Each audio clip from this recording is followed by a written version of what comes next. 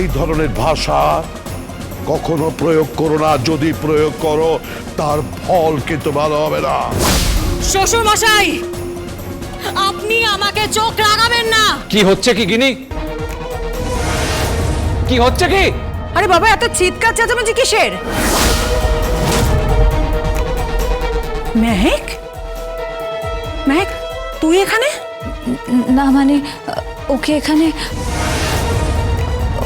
ওকে বাড়ি থেকে এখানে। আরে অত আমতা আমতা করছিস কেন? বল না, তাড়িয়ে দিয়েছে, বল।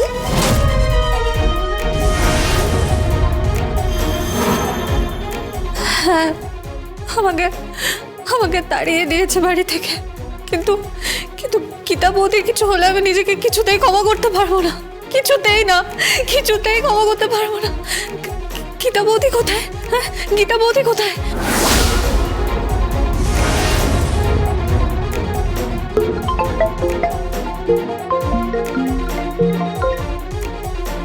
হ্যালো, ড্যাডি, আমি স্বস্তিক বলছি। হ্যাঁ হ্যাঁ, কি খবর?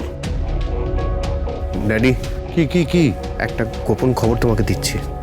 তোমার আশেপাশে কারা আছে? কেন কেন মানে পরিবারের সবাই আছে?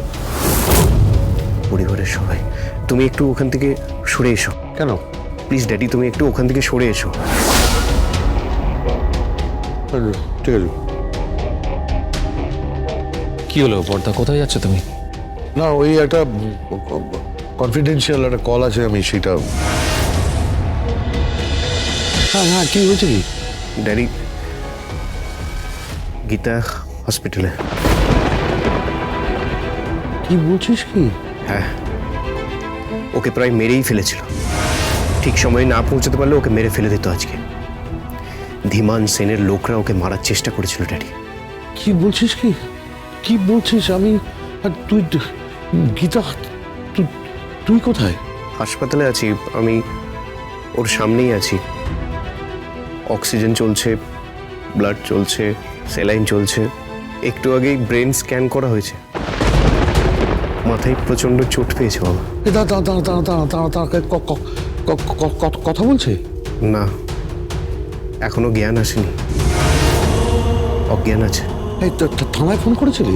না, থানায় কল করিনি, বড়বাবু আমার সঙ্গেই আছে। দে দে দে, ফোনটা দে, ফোনটা দে, বড়বাবু ফোনটা দে, ফোনটা দে। হ্যাঁ, অ্যাডভোকেট মুখার্জি বলুন। কি অবস্থা? অবস্থা খুব একটা ভালো নয়। আমি ঠিক বুঝতে পারছি না কালকে কোর্টের ডেট। অ্যাডভোকেট মুখার্জি, আমার মনে হচ্ছে যে এবারে আপনার কেসটা আপনাকে নিজেকেই লড়তে হবে।